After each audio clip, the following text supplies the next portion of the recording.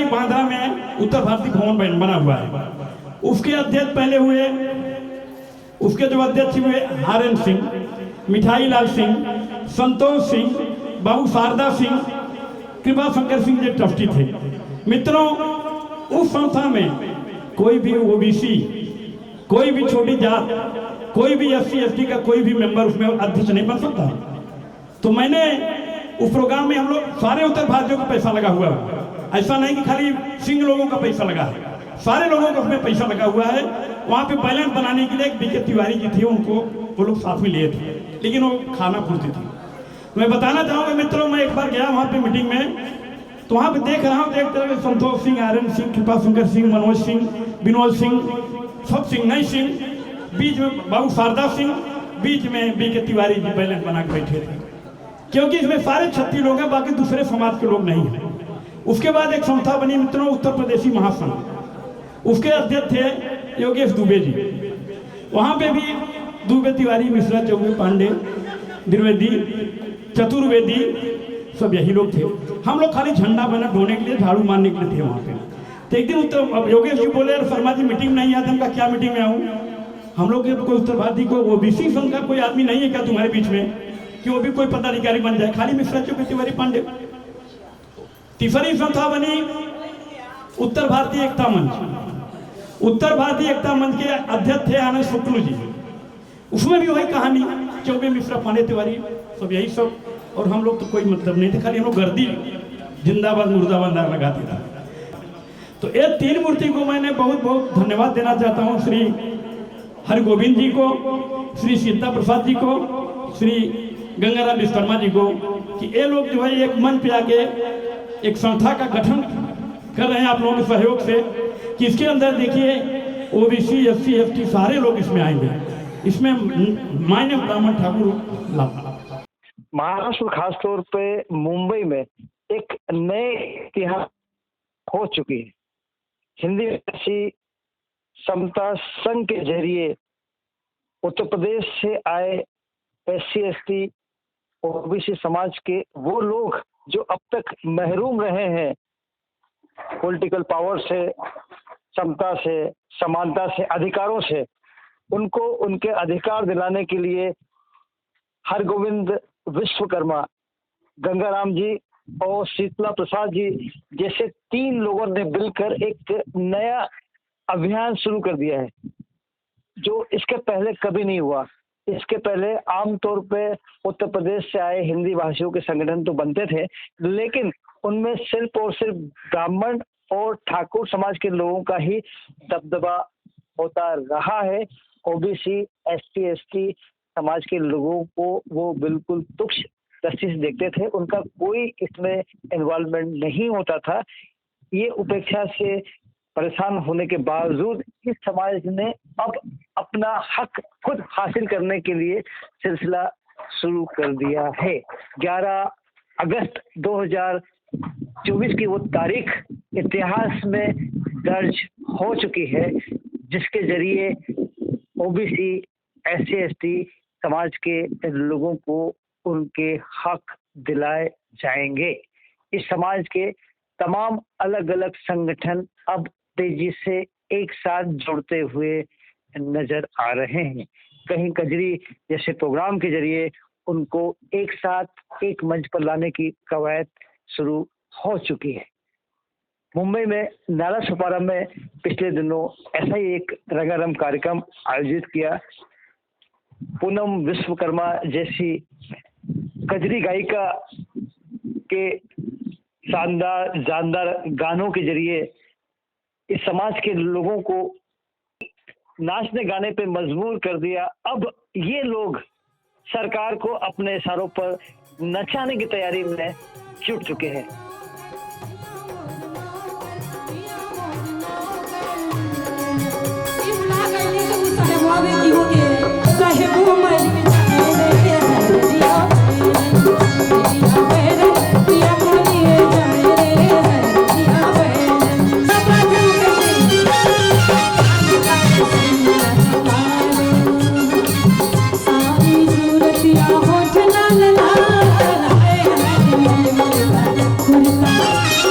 मन के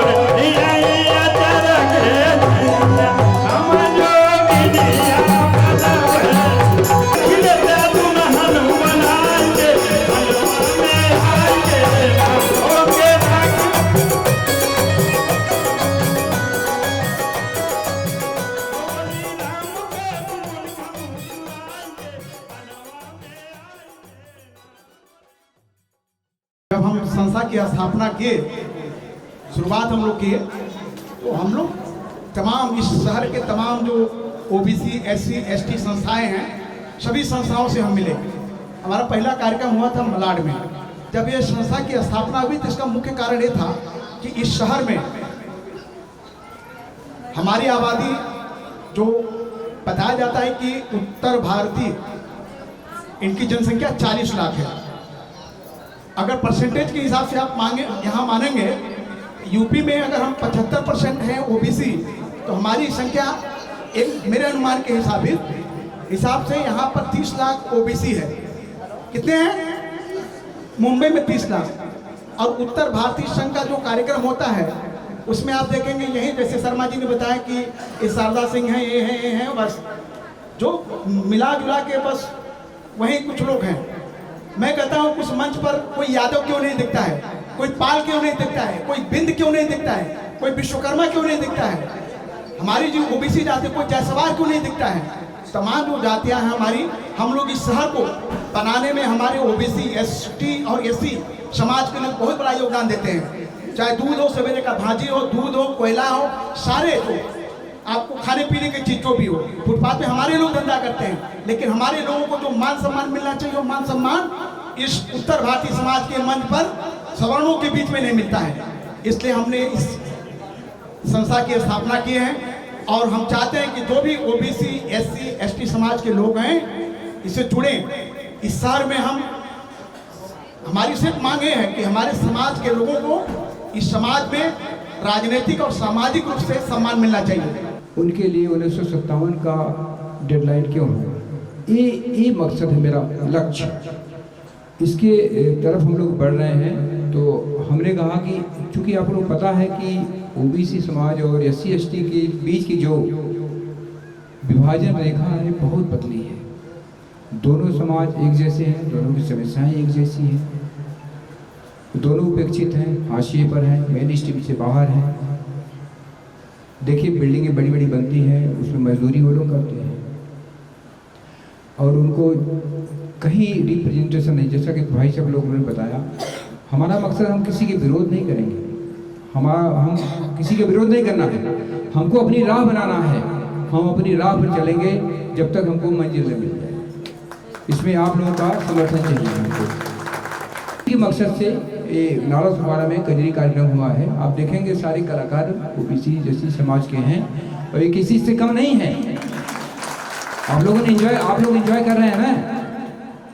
ये कलाकार जो है साबित करते हैं कि मौका अगर नहीं मिल रहा है तो इसका मतलब उनके अंदर टैलेंट नहीं, ऐसा नहीं है, उनके अंदर टैलेंट है, उनको भी मौका मिलना चाहिए। सामाजिक गतिविधियों पर कार्य करना, किसी व्यक्ति विशेष या जाति विशेष को टारगेट करना नहीं। हमको अपने किसी को छोटा करना है तो उस लकीर से बड़ी लकीर खींच देना है, यही हमारा कार्य है। बैठना चाह रहा हूँ, ज़्यादा देर खड़ा नहीं रह पाता हूँ, उसके लिए मैं अंधेरी रहता हूँ, मुंबई में अंधेरी बहुत कुछ है, अनुभव गलत नहीं होता। अनुभव मेरा ये कहता है कि जिस धर्म में हम लोग हैं, सारी दुनिया में जितने धर्म हैं उनमें धर्म बड़ा होता है, जातियाँ छोटी होती हैं। एकमात्र हिंदू धर्म संसार में ऐसा है जहाँ जातियाँ बड़ी, धर्म छोटा है। जिसकी जाति जितनी मजबूत है वो धर्म पर अधिकार उसका ज़्यादा है। अगर हिंदू बन के रहना है, सचमुच अपनी जाति में रहना, जाति को मजबूत करिए। जिसकी जाति मजबूत होगी वही धर्म में टिक पाएगा, बाकी उसका वहाँ कुछ है वही नहीं। एक निवेदन के बड़ा आप लोगों से देखिए, इकट्ठा होना चाहिए। हजारों साल तक राम ने, कृष्ण ने, गौतम ने, गांधी ने बड़ी कोशिश की, दलित सम्मान नहीं पा सके समाज के अंदर।